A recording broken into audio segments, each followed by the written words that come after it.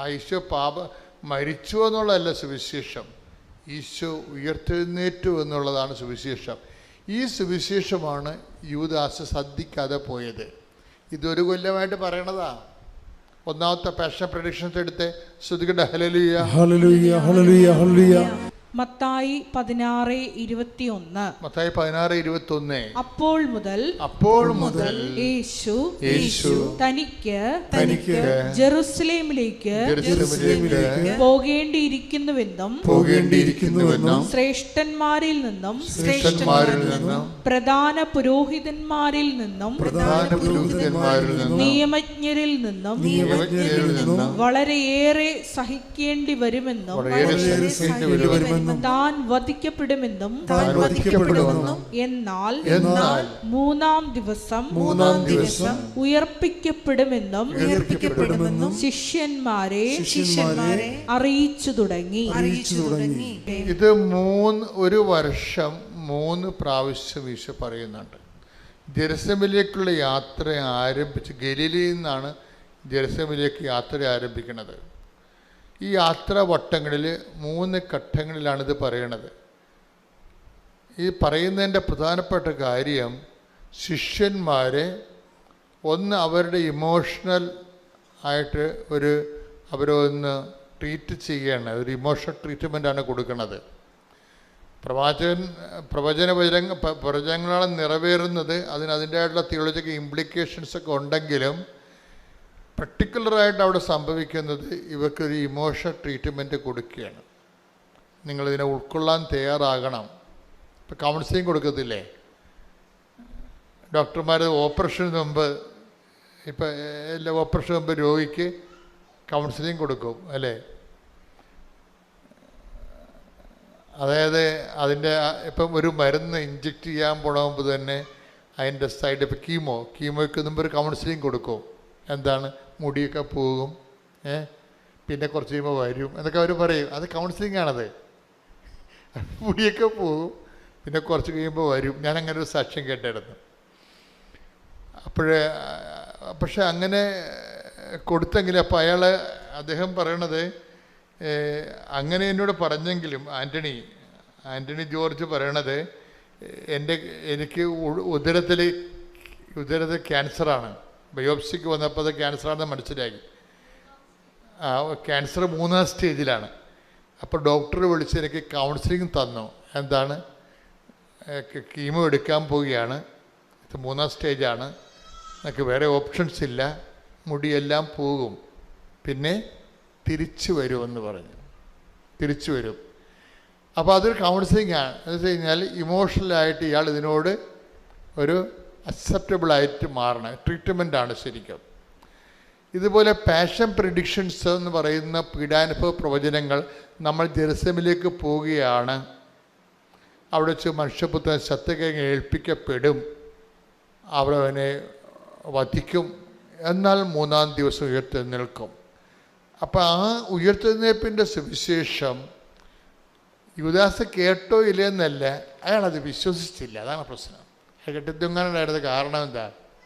യൂദാസ് കെട്ടിത്തൂങ്ങാനുണ്ടായ കാരണം എന്താ?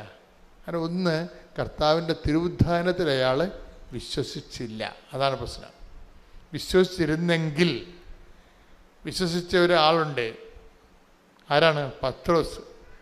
പത്രോസിനോട് ചോദിച്ചായിരുന്നു, നീ എൻ്റെ പുനരുദ്ധാനത്തിൽ വിശ്വസിക്കുന്നുണ്ടോ എന്ന് ചോദിച്ചായിരുന്നു.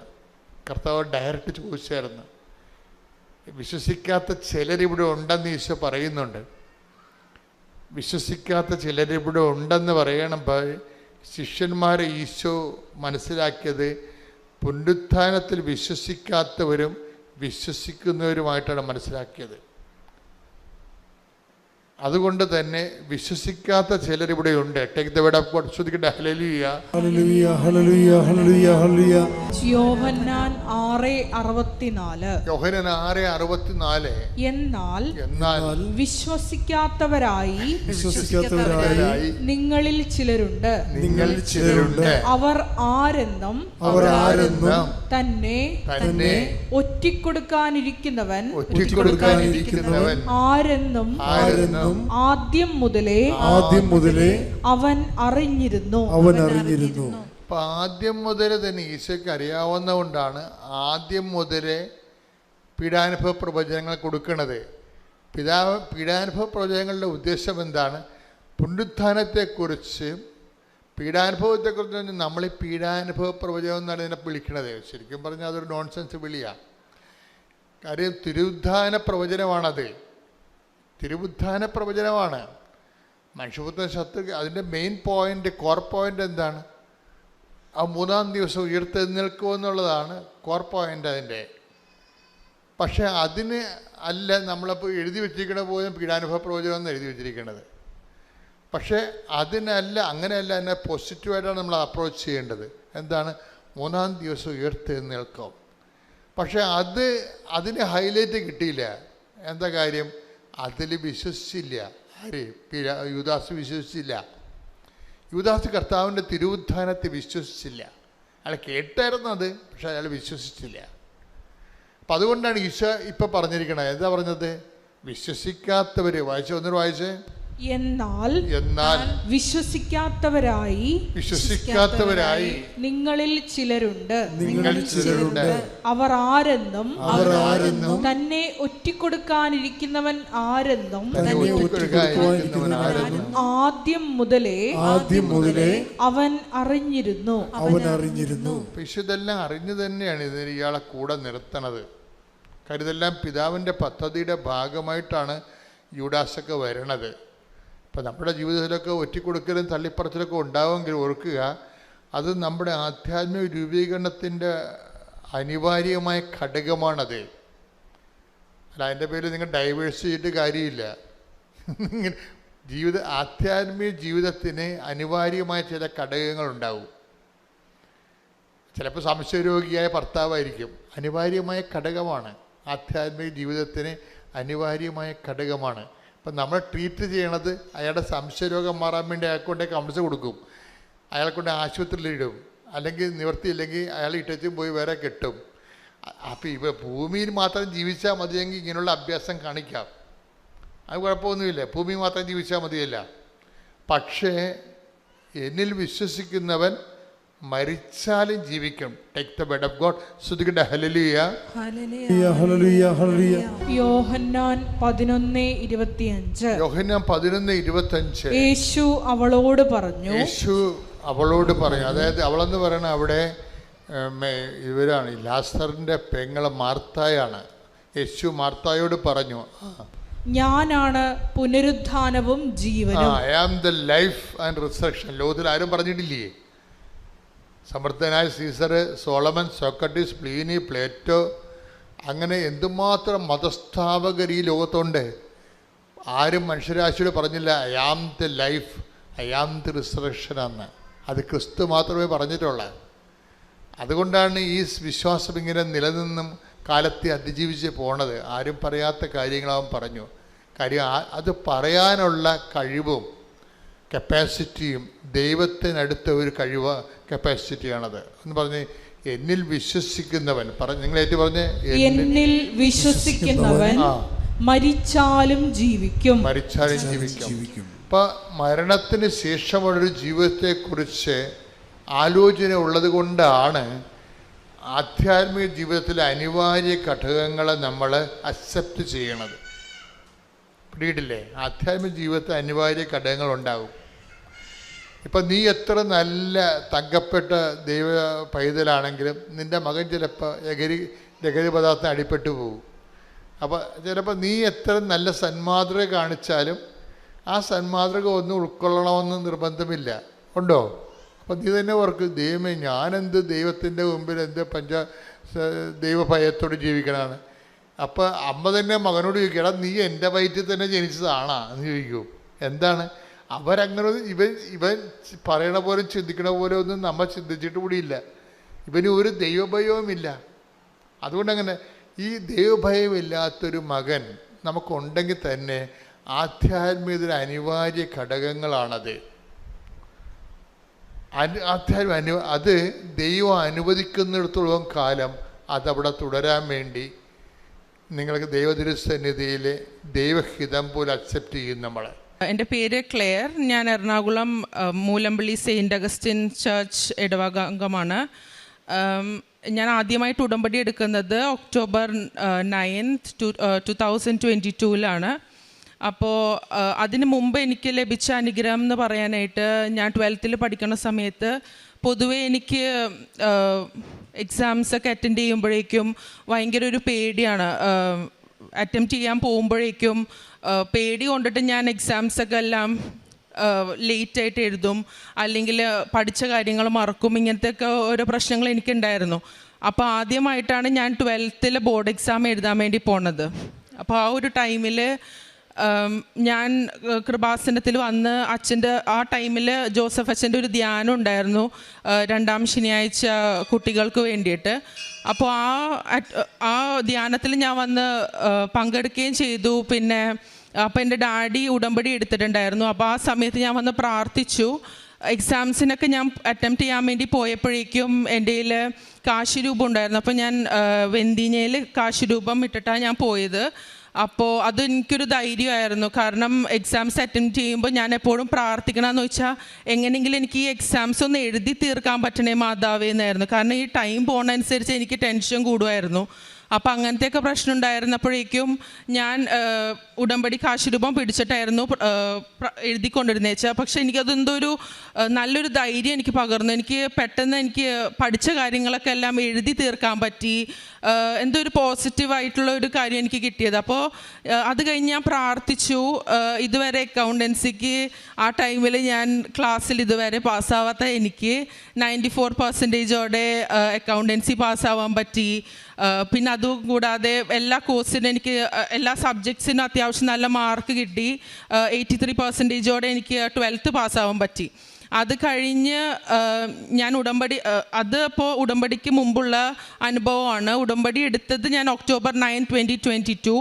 അത് ഞാൻ IELTS അറ്റംപ്റ്റ് ചെയ്യാൻ വേണ്ടിയിട്ടായിരുന്നു. അപ്പോൾ ആദ്യം ഞാൻ IELTS അറ്റംപ്റ്റ് ചെയ്തു. ഞാനപ്പോൾ CBSEയിലാണ് പഠിച്ചത്. അപ്പോൾ എനിക്കൊരു ഇതുണ്ടായിരുന്നു, IELTS എന്നൊക്കെ പറയണത് ജസ്റ്റ് ഒന്ന് എനിക്കൊക്കെ 12th ഉണ്ടായ കോഴ്സൊക്കെ പോലെ എന്തെങ്കിലും ചെറുതായിട്ട് ചെയ്യാനൊക്കെ ആയിരിക്കും, വലിയ കാര്യമൊന്നും ഉണ്ടാവില്ല. അപ്പോൾ അറ്റ്ലീസ്റ്റ് ഒന്ന് അറ്റംപ്റ്റ് ചെയ്ത് നോക്കാം എന്നുള്ള ഇതിൽ ഞാൻ പോയി അറ്റംപ്റ്റ് ചെയ്ത് നോക്കി. അപ്പോൾ ഫസ്റ്റ് അറ്റംപ്റ്റിൽ തന്നെ ഞാനത് ഫെയിലായി. അപ്പോൾ എനിക്ക് മനസ്സിലായി ഇത് കുറച്ച് പാടുള്ള കാര്യമാണ്. അപ്പോൾ എന്തായാലും വന്ന് ഉടമ്പടി എടുക്കണം. അങ്ങനെ ഞാൻ ഒക്ടോബറിൽ വന്ന് ഉടമ്പടി എടുത്തു. ഉടമ്പടി എടുത്ത് ഞാൻ പ്രാർത്ഥിച്ച് ഞാൻ ടെസ്റ്റ് ഡേറ്റ് എടുത്തായിരുന്നു. അപ്പോഴേക്കും നോർമൽ ആദ്യത്തെ ഉടമ്പടിയാണല്ലോ. അപ്പം ഞാൻ എല്ലാ കാര്യങ്ങളും കുഴപ്പമില്ലാണ്ടൊക്കെ ചെയ്തു പോയി. ആ ടൈമിലായിരുന്നു എക്സാംസ് വന്നു, അറ്റംപ്റ്റ് ചെയ്തു. ആദ്യത്തെ ഇൻവിജിലേറ്റേഴ്സ് തന്നെയായിരുന്നു സ്പീക്കിംഗ് ചെയ്ത് ഇൻവിജിലേറ്റ് ചെയ്ത് അവർ തന്നെയായിരുന്നു എനിക്ക് സെക്കൻഡ് ടൈമിലും. അപ്പോൾ എനിക്ക് കുറച്ച് കോൺഫിഡൻ്റ് ഉണ്ടായിരുന്നു. പിന്നെ അറ്റംപ്റ്റ് ചെയ്തു. അച്ഛൻ്റെ അടുത്ത് നിന്ന് വന്ന് ബ്ലെസ്സിങ്സ് വാങ്ങിച്ചു. തലേ ദിവസം തന്നെ വന്ന് ബ്ലെസ്സിങ് വാങ്ങിച്ചു.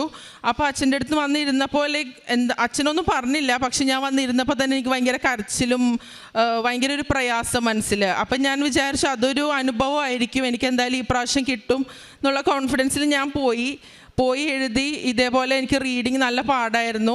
ആദ്യത്തെ അറ്റംപ്റ്റിലും റീഡിങ് തന്നെ പാടായിരുന്നു. ബാക്കിയെല്ലാം മര്യാദക്ക് നോക്കാഞ്ഞുകൊണ്ട് അത് ആദ്യത്തെ അറ്റംപ്റ്റിൽ പോയി. 2ാമത്തെ അറ്റംപ്റ്റിലും ഞാൻ പഠിച്ചു, പക്ഷേ റീഡിങ് എനിക്ക് പാടായതുകൊണ്ട് ഞാൻ എക്സാംസ് അറ്റംപ്റ്റ് ചെയ്തു. പക്ഷെ അതും എനിക്ക് റീഡിങ്ങിൽ പോയി, ഞാനത് ഫെയിലായി. അപ്പോൾ അച്ഛൻ്റെ ഒരു ധ്യാനം ഞാൻ കേട്ടായിരുന്നു, ഇങ്ങനെ പറയുന്നത് ഈ ചവിട്ട് നാടകം കളിക്കുന്ന ആൾക്കാർ ആദ്യം ഇങ്ങനെ ചവിട്ടി നോക്കും സ്റ്റേജ് ഉറപ്പുണ്ടോ എന്ന്. അപ്പോൾ മാതാവിൻ്റെ ഓരോ നമുക്ക് ഇങ്ങനെ ഓരോ ഇത് വരും, നമ്മളൊന്ന് ടെസ്റ്റ് ചെയ്യും നമുക്ക് അത്രയും സ്ട്രോങ് ആണോ നമ്മളുടെ വിശ്വാസം എന്ന്. പക്ഷെ ഞാൻ എപ്പോഴും ഇത്രയും നാൾക്ക്, എനിക്കിപ്പോൾ 24 വയസ്സായി, ഞാൻ ഇത്രയും നാളും ഞാൻ മാതാവിനെയോ ഈശോനെയോ ഞാൻ കുറ്റം പറഞ്ഞിട്ടില്ല ഒരു കാര്യത്തിലും. എനിക്കെന്ത് കിട്ടിയില്ലെങ്കിലും ഞാനത് നല്ലതിനായിരിക്കും എന്ന് വിശ്വസിക്കുന്ന ഒരാളാണ് ഞാൻ. അപ്പോൾ അങ്ങനെ 3ാമത്തെ ഞാൻ ആ ഒരു വിശ്വാസത്തിൽ ഞാൻ 3ാമത്തെ ടെസ്റ്റ് ഡേറ്റ് എടുത്തു കഴിഞ്ഞിട്ട് ഈ പറഞ്ഞ പോലെ നല്ല വിശ്വാസത്തിൽ ഞാൻ പ്രാർത്ഥിച്ചിട്ടാണ് ടെസ്റ്റ് ഡേറ്റ് എടുത്തത്. അപ്പോഴേക്കും ഞാൻ പ്രാർത്ഥിക്കാനൊക്കെ കൂടുതൽ നേരം പ്രാർത്ഥിക്കാനും 12 മണി സമയത്ത് അഖണ്ഡ ജപമാലയും വെളുപ്പിന് 3 മണിക്ക് കുരിശിൻ്റെ വഴി ചെല്ലുകയും അങ്ങനെയൊക്കെ ഞാൻ ഇതിനു വേണ്ടി മാത്രം ഞാൻ സമയം കണ്ടെത്താൻ തുടങ്ങി. ആ സമയത്ത് പ്രേക്ഷിത വേല എന്ന് പറയുമ്പോഴേക്കും ഓർഫനേജിലൊക്കെ ഫുഡൊക്കെ കൊണ്ടുപോയി കൊടുത്തിട്ടുണ്ടായിരുന്നു. പിന്നെ പള്ളിയിൽ പേപ്പർ കൊടുത്തായിരുന്നു, അങ്ങനെയൊക്കെ ചെയ്തായിരുന്നു. അത് കഴിഞ്ഞിട്ട് ഞാൻ എക്സാമിന് അറ്റംപ്റ്റ് ചെയ്ത് തേർഡ് അറ്റംപ്റ്റിൻ്റെ സമയത്ത് സ്പീക്കിംഗ് ടെസ്റ്റ് ഡേറ്റിൻ്റെ സമയത്ത് എനിക്ക് രാവിലെ വെളുപ്പിനായപ്പോഴേക്കും എനിക്ക് ഭയങ്കര ഒരു പനി, മേലൊക്കെ വിറവൽ പോലെ, എന്നിട്ട് എനിക്ക് ഭയങ്കര ചുമയും ഒന്നും ചെയ്യാൻ പറ്റാത്തൊരവസ്ഥ, നല്ല ഹൈ ഫീവറായിരുന്നു. അപ്പം ഞാനിങ്ങനെ വിചാരിച്ചു, അയ്യോ എനിക്ക് ഇന്ന് ടെസ്റ്റ് ഡേറ്റ് മാറ്റിയെടുക്കണം, അതിന് 2000 രൂപ 4000 രൂപ അഡീഷണൽ കൊടുക്കേണ്ടി വരും. അപ്പോൾ പിന്നെ ഞാൻ വിചാരിച്ചു, ഇല്ല എനിക്ക് മാതാവ് ചിലപ്പോൾ ഇതും എന്നെ ഒന്ന് ടെസ്റ്റ് ചെയ്യണമായിരിക്കും. ഞാനപ്പോൾ ഓയിൽ എടുത്ത് തൊണ്ടയിൽ പരട്ടി ഞാൻ മാതാവിനോട് പ്രാർത്ഥിച്ചായിരുന്നു, സ്പീക്കിംഗ് കഴിയണവരെങ്കിലും എനിക്ക് പ്രശ്നമൊന്നും ഉണ്ടാവല്ലേ, കാരണം അല്ലെങ്കിൽ അത് അവരൊരു ഡീമെറിറ്റായിട്ട് കൺസിഡർ ചെയ്യുമോ എന്ന് വിചാരിച്ചിട്ട് ഞാൻ അങ്ങനെ പ്രാർത്ഥിച്ചായിരുന്നു. അപ്പോൾ ഈ 3ാമത്തെ ടെസ്റ്റ് എടുക്കുന്നതിന് മുമ്പ് എനിക്ക് 2 പ്രാവശ്യം വന്ന ഒരു വചനം എന്ന് പറഞ്ഞാൽ, ഞാൻ നിന്നെ കൂടെ വരികയും നിനക്ക് ആശ്വാസം നൽകുകയും ചെയ്യും എന്നാണ് പറഞ്ഞത്. അപ്പോൾ എനിക്ക് ആ ഒരു വചനം കിട്ടി. എൻ്റെ അനിയത്തി ഇതെടുത്തപ്പോഴേക്കും വെറുതെ അവളെടുത്തതാ, അപ്പോൾ എൻ്റെ കാര്യം പ്രാർത്ഥിച്ചിട്ട് എടുത്തതാ, അപ്പോൾ അവൾക്ക് ഇത് കിട്ടി. പക്ഷെ ഞാനിത് ആരോടും പറഞ്ഞിട്ടുണ്ടായിരുന്നില്ല എനിക്ക് ഈ വചനം കിട്ടിയെന്ന്. എനിക്കൊരു റിസൾട്ട് കിട്ടിയിട്ട് പറഞ്ഞാൽ മതിയല്ലോ. അങ്ങനെ ഞാൻ ടെസ്റ്റ് അറ്റംപ്റ്റ് ചെയ്യാൻ പോയി. എനിക്ക് നല്ല രീതിക്ക് 3ാമത്തെ അറ്റംപ്റ്റിലും സെയിം ഇൻവിജിലേറ്റർ തന്നെയായിരുന്നു. അപ്പോൾ എനിക്ക് കുറച്ചും കൂടി കോൺഫിഡൻറ്റോടെ ചെയ്യാൻ പറ്റി. പിന്നെ റൈറ്റിംഗ് ലിസണിങ് എന്ന് പറയുമ്പോഴേക്കും റൈറ്റിംഗ് എനിക്ക് പറ്റും, പക്ഷെ ആ ടൈമിനുള്ളിൽ കംപ്ലീറ്റ് ചെയ്യലാണ് എൻ്റെ ഏറ്റവും വലിയ ടാസ്ക്. അപ്പോൾ അങ്ങനെ വന്നപ്പോൾ ഞാൻ എപ്പോഴും മാതാവിനോട് ഈശോയോടും പ്രാർത്ഥിക്കുമായിരുന്നു, എൻ്റെ ഈശോയും അമ്മ മാതാവ് എൻ്റെ കൂടെ വരണം ആ എക്സാം ഹാളിൽ.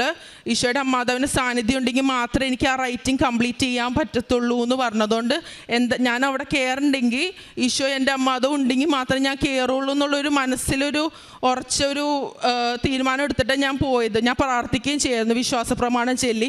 ഞാനപ്പോൾ എൻ്റെ റൈറ്റ് ഹാൻഡ് വെച്ച് എഴുതിയത് കൊണ്ടിട്ട് മോതിരത്തിൽ ഞാൻ കാശ് രൂപം ഇട്ടിട്ട് കെട്ടി വെച്ചിട്ടാണ് ഞാൻ എഴുതാറ്. കാരണം എന്ന് വെച്ചാൽ അപ്പോൾ എനിക്കൊരു സ്പീഡ് കിട്ടുമല്ലോ എന്നുള്ളൊരു വിശ്വാസത്തിൽ അങ്ങനെ ഞാൻ എക്സാമൊക്കെ അറ്റംപ്റ്റ് ചെയ്ത്. പക്ഷേ ഇത് എക്സാമൊക്കെ കഴിഞ്ഞപ്പോഴേക്കും ഹോളിൽ നിന്ന് ഇറങ്ങിയപ്പോൾ എനിക്കെന്തോ ഒരു കോൺഫിഡൻ്റ് ആയിരുന്നു, ലൈക്ക് ഒരു കോൺഫിഡൻസ് കിട്ടി, എനിക്ക് എക്സാം ഞാൻ പാസ്സാവും, എന്തോ ഒരു പ്രസൻസ് എനിക്ക് അനുഭവപ്പെട്ടു. പിന്നെ റീഡിംഗ് ഒക്കെ ഞാൻ എവിടേക്കോ നോക്കിയ ഒരു ഭാഗമൊക്കെയാണ് എനിക്ക് കിട്ടിയേക്കണം.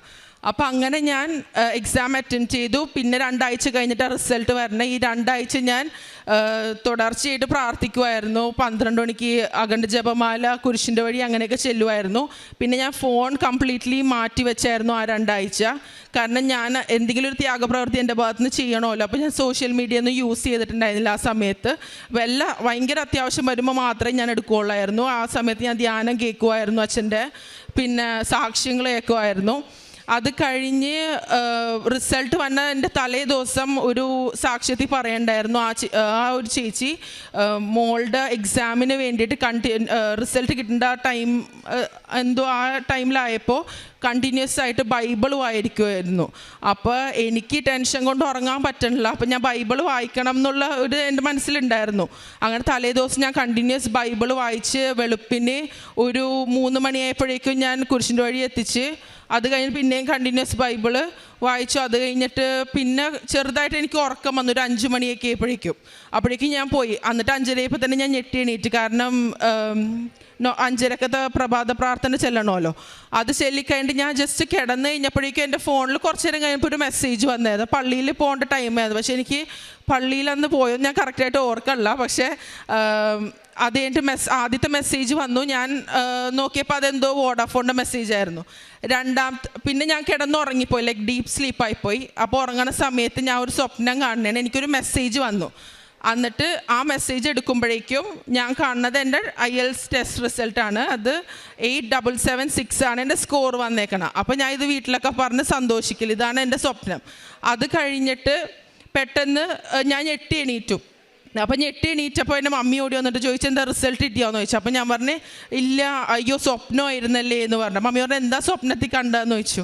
അപ്പം ഞാൻ പറഞ്ഞു, അത് ഞാൻ പറയില്ല, റിസൾട്ട് വരട്ടെ എന്നിട്ട് ഞാൻ പറയാം എന്ന് പറഞ്ഞു. അങ്ങനെ എനിക്ക് കുറച്ചൊരു 5-10 മിനിറ്റ് കഴിഞ്ഞപ്പോഴേക്കും എനിക്ക് റിസൾട്ട് വന്നു.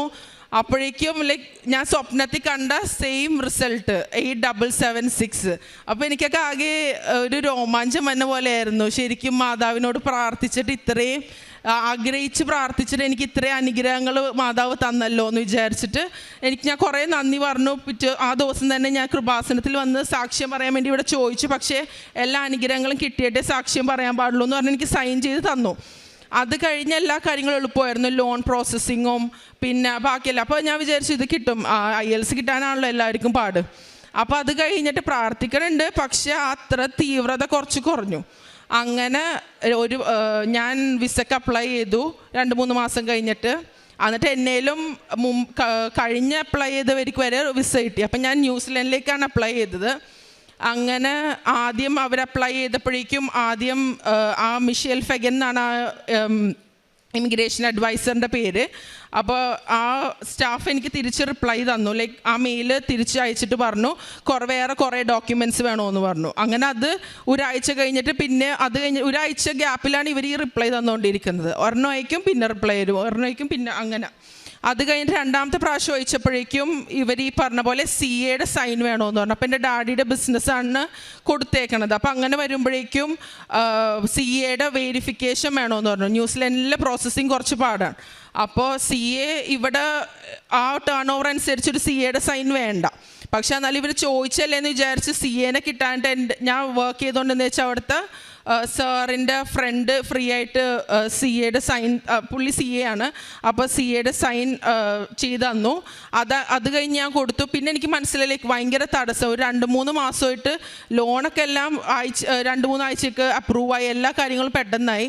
പക്ഷേ വിസക്ക് മാത്രം ഭയങ്കര തടസ്സം. അപ്പം ഞാൻ വിചാരിച്ചു എനിക്ക് ജൂലൈ 18-നാണ് സ്റ്റാർട്ട് ചെയ്യണം ക്ലാസ്. അപ്പോൾ അതിന് മുമ്പ് എനിക്ക് പോകണമെന്ന് ഭയങ്കര ആഗ്രഹം ഉണ്ടായിരുന്നു. അപ്പം ഞാൻ എന്തെന്ന് വെച്ചാൽ ജൂലൈ 16-ന് ഞാൻ വന്ന് ഉടമ്പടി എടുത്തു. ഉടമ്പടി എടുക്കാമെന്ന് അമ്മനോട് പ്രാർത്ഥിച്ചു. ഞാൻ പറഞ്ഞു, മാതാവ് എനിക്ക് വേറെ വഴിയില്ല, എനിക്ക് അമ്മ ഒന്ന് സഹായിക്കണം എന്നാന്ന് പറഞ്ഞിട്ട് ഞാൻ ഇവിടെ വന്ന് ഉടമ്പടി എടുത്തു. ഉടമ്പടി എടുത്തിട്ട് ഞാൻ മാതാവിൻ്റെ രൂപത്തിൽ വെച്ച് ഞാൻ പ്രാർത്ഥിച്ചായിരുന്നു, മാതാവ് ഇത് ഞാൻ ഏൽപ്പിച്ച് മിഷേൽ ഫെഗനെയും ഈ ഞാൻ ഇപ്പോൾ സബ്മിറ്റ് ചെയ്യാൻ പോണ ഡോക്യുമെൻറ്റ്സിനും സമർപ്പിച്ച് ഞാൻ പ്രാർത്ഥിക്കണേണ്. ഉടമ്പടി എടുക്കുമ്പോൾ അമ്മ മാതാവ് കൂടെ വരുമെന്നല്ലേ പറഞ്ഞത്. അപ്പോൾ അമ്മ എൻ്റെ കൂടെ വരണം, ആ മിഷേൽ ഫെഗൻ്റെ അടുത്തും പോകണം, അമ്മ സഞ്ചാരി മാതാവായി ചെല്ലണം. എന്നിട്ട് എനിക്ക് നാളെ തന്നെ ഈ വിസ അപ്രൂവ് ചെയ്ത് തരണം. പക്ഷേ എനിക്ക് അതിലൊരു പ്രതീക്ഷയില്ല. കാരണം ഈ സ്റ്റാഫാണെങ്കിൽ ലൈക്ക് എപ്പോഴും കറക്റ്റായിട്ടല്ല റിപ്ലൈ തരുന്നത് തന്നെ, ചിലപ്പോൾ ഒരു വീക്കൊക്കെ എടുക്കും. പക്ഷേ മാതാവിൻ്റെ അനുഗ്രഹം കൊണ്ട് നെക്സ്റ്റ് ഡേ തന്നെ ഞാൻ ഉടമ്പടി എടുത്തതിൻ്റെ അടുത്ത ദിവസം തന്നെ എനിക്ക് വിസ അപ്രൂവ് ആയി കിട്ടി. അതും ഭയങ്കര ഒരു അത്ഭുതമായി പോയി എനിക്ക് കിട്ടിയത്. അത് കഴിഞ്ഞ് അതിൻ്റെ അടുത്ത ദിവസം തന്നെ ഞാൻ ന്യൂസിലൻഡിലേക്ക് പോയി.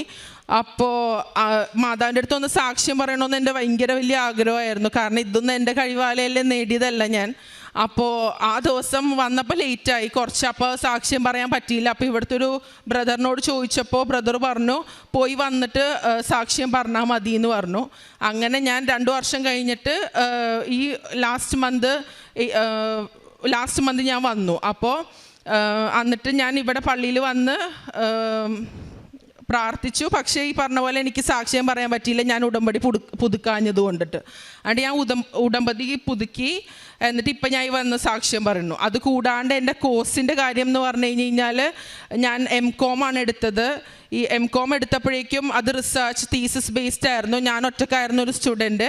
എനിക്ക് ഹെൽപ്പ് ചെയ്യാനോ എന്നെ സപ്പോർട്ട് ചെയ്യാനോ എന്താ സംഭവം എന്ന് എക്സ്പ്ലെയിൻ ചെയ്ത് തരാൻ പോലും ആരും ഉണ്ടായിരുന്നില്ല. എൻ്റെ കൂടെയുള്ള സൂപ്പർവൈസേഴ്സ് എന്ന് പറയുമ്പോൾ ഒരു 20-25 ഇയേഴ്സ് എക്സ്പീരിയൻസ് ഉള്ള സൂപ്പർവൈസേഴ്സാണ്. അപ്പം ഞാൻ ഓരോരോ ചെറിയ ചോദ്യങ്ങളൊക്കെ അവരോട് ചോദിക്കുമ്പോൾ അവർ വിചാരിക്കും ഇത്രയും ഇതില്ലാണ്ടാണോ ഈ കുട്ടി വന്നേക്കണമെന്നുള്ള. കാരണം എനിക്ക് ആ ഒരു ബേസില്ല, ഞാൻ കൂടുതലും പ്രാക്ടിക്കലാണ് ചെയ്തുകൊണ്ടിരുന്ന വെച്ചത്. അപ്പോൾ അങ്ങനെ ഇത് വന്നപ്പോഴേക്കും എനിക്ക് ഭയങ്കര ലോ മാർക്സ് ആയിരുന്നു.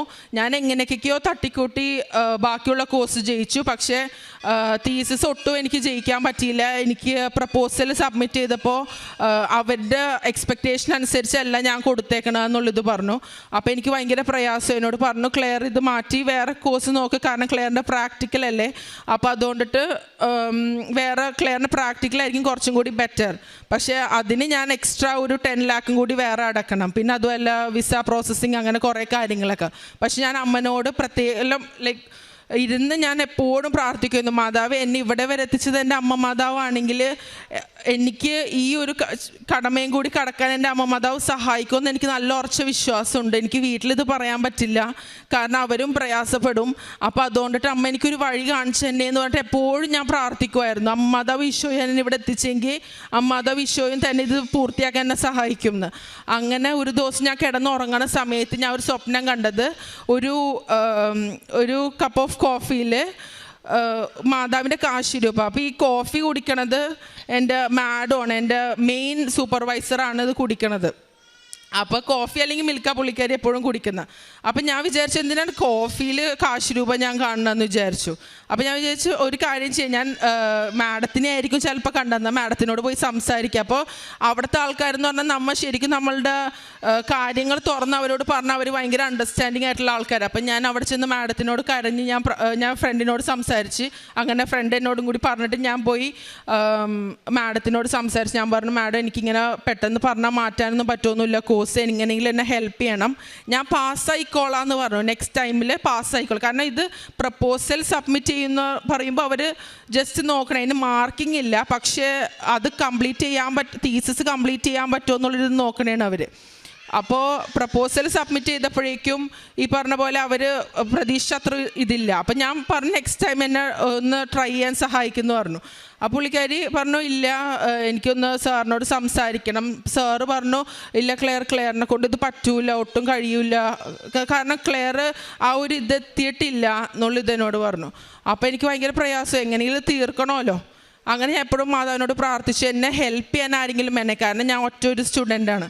അപ്പോൾ വേറെ ആരും എനിക്ക് ഹെൽപ്പിന് ചോദിക്കാനായിട്ട് വേറെ ആരുമില്ല. അപ്പോൾ അങ്ങനെ ഞാൻ പ്രാർത്ഥിച്ചതിൻ്റെ ഫലമായിട്ട് ആ സെമസ്റ്ററിൽ തന്നെ ഒരു പുതിയ മാഡം അവിടെ വന്ന്. യൂഷ്വലി 2 സൂപ്പർവൈസേഴ്സാണ് ഒരു സ്റ്റുഡൻറ്റിനുള്ളത് മിനിമം. മോർ ദാൻ 2 എടുക്കാം, പക്ഷേ മിക്കവർക്കും 2 ആണ്. അങ്ങനെ എൻ്റെ അവസ്ഥ കണ്ടിട്ട് ആ മാഡം എനിക്ക് എൻ്റെ സൂപ്പർവൈസർ ഒരു 3ാമത്തെ ഒരു സൂപ്പർവൈസറിനെ തന്നു. ആ സൂപ്പർവൈസർ എന്ന് പറഞ്ഞു കഴിഞ്ഞാൽ വളരെ നല്ലൊരു മാഡമായിരുന്നു. എനിക്ക് ഒരാൾ ഹെൽപ്പ് ചെയ്യാൻ ഒരാൾ വേണമെന്ന് ഞാൻ എപ്പോഴും മാതാവിനോട് പ്രാർത്ഥിച്ചു. ഞാനപ്പോൾ എനിക്കൊരു ഡൗട്ട് ചോദിച്ചു, ഇങ്ങനെ ഇതെന്താ ചെയ്യേണ്ടത് എന്ന് ചോദിച്ചപ്പോൾ പുള്ളിക്കാരി എനിക്ക് കുറേ എക്സാമ്പിൾസ് അയച്ചു തന്നു. അപ്പോൾ എനിക്ക് മനസ്സിലായി, ഇങ്ങനെയാണല്ലേ ചെയ്യേണ്ടത്. അങ്ങനെ പുള്ളിക്കാരി എനിക്ക് കുറച്ച് ഗൈഡൻസ് തന്നു, ഇങ്ങനെയാണ്. എനിക്കൊരു ഗൈഡൻസിൻ്റെ കുറവായിരുന്നു. അങ്ങനെ എനിക്ക് ഗൈഡൻസ് തന്നു. മാതാവിൻ്റെ അനുഗ്രഹം കൊണ്ടിട്ടാണ് ഞാൻ ഈ തീസിസ് ഞാൻ ഫുള്ളി സബ്മിറ്റ് ചെയ്തു. പക്ഷേ എനിക്കറിയാമല്ലോ എൻ്റെ സൂപ്പർവൈസേഴ്സ് എന്നെക്കുറിച്ച് നെഗറ്റീവ് എന്ന് വെച്ച് കഴിഞ്ഞാൽ എന്നെക്കൊണ്ട് പറ്റില്ല എന്ന് പറഞ്ഞ കാര്യം ഞാൻ ഭയങ്കര കോൺഫിഡൻസോടെ എൻ്റെ ലാസ്റ്റ് തീസിസ് സബ്മിറ്റ് ചെയ്തത്. എന്തോ എനിക്ക് വിശ്വാസം ഉണ്ടായിരുന്നു മാതാവിനെ സഹായിക്കുമെന്ന്. കാരണം ഞാൻ കൈവച്ചാണ് കൂടുതലും തീസിസ് എഴുതണത്. ലാപ്ടോപ്പിൽ യൂസ് ചെയ്യൽ കുറവാണ്, കാരണം തിങ്കിങ് കൂടുതൽ കൈവച്ച് എഴുതുമ്പോഴോ. അങ്ങനെ ഒരു എൻഡ് കിട്ടാണ്ടാവുമ്പോഴും അല്ലാതെ എപ്പം ഞാൻ തീസിസ് എഴുതാൻ തുടങ്ങിയാലും ഞാൻ വിശ്വാസ പ്രമാണം ചൊല്ലി എൻ്റെ കൂടെ ഈശോയെ മതം വന്ന് എൻ്റെ കൈ പിടിച്ച് എഴുതിപ്പിക്കണമെന്ന് ഞാൻ എപ്പോഴും പ്രാർത്ഥിക്കുക. പിന്നെ വിശ്വാസ പ്രമാണം ചെല്ലുമ്പോൾ എനിക്ക് അനുഭവപ്പെട്ട എന്താണെന്ന് വെച്ച് കഴിഞ്ഞാൽ എനിക്കൊരു കൺക്ലൂഷൻ കിട്ടണല്ലോ തീസിസിൽ. ചെയ്ത് കഴിയും പിന്നെ ബാക്ക് ടു ആദ്യത്തേലോട്ട് ഞാൻ പോകും. അപ്പം അങ്ങനെ ഒരു പ്രശ്നം ഉണ്ടായതുകൊണ്ട് ഞാൻ എന്തെന്ന് വെച്ച് കഴിഞ്ഞാൽ ഈ തീസിസ് കൺക്ലൂഷൻ കിട്ടണില്ല. അപ്പം ഞാൻ എപ്പോഴും വിശ്വാസ പ്രമാണം ചെല്ലുമ്പോഴേക്കും എനിക്ക് ഇങ്ങനെയൊക്കെയാണ് എഴുതേണ്ടതെന്നൊരു മനസ്സിലൊരു ഞാൻ എഴുതി അങ്ങനെ പോകും ഒരു കൺക്ലൂഷനിലേക്ക്. അപ്പം അങ്ങനെയൊക്കെ എനിക്ക് കുറേ അനുഭവങ്ങൾ ഉണ്ടായിരുന്നു.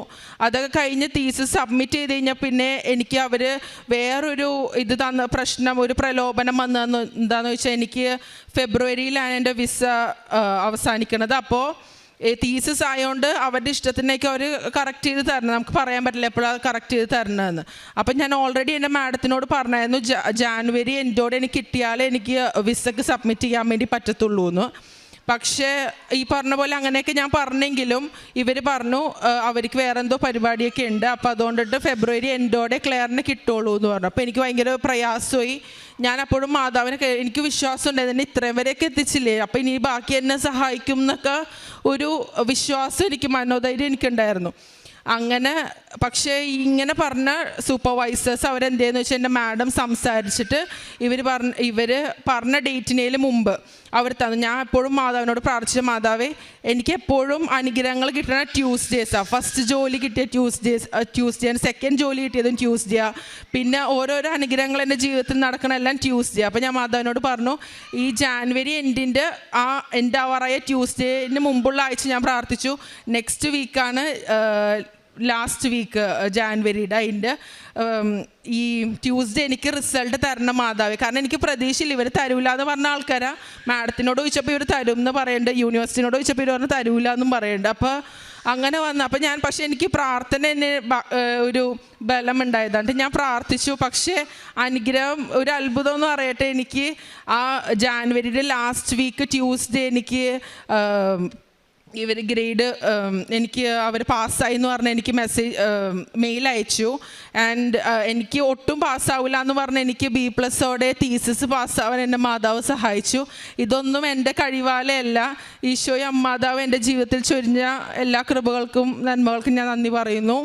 പിന്നെ ഈ കാരുണ്യപ്രവൃത്തിയായിട്ട് ഞാൻ ചെയ്തത് സോഷ്യൽ മീഡിയയിലൂടെ ഇങ്ങനെ ഡൊണേഷനൊക്കെ ചോദിക്കുമ്പോൾ അത് അങ്ങനെ കൊടുക്കാറുണ്ട്.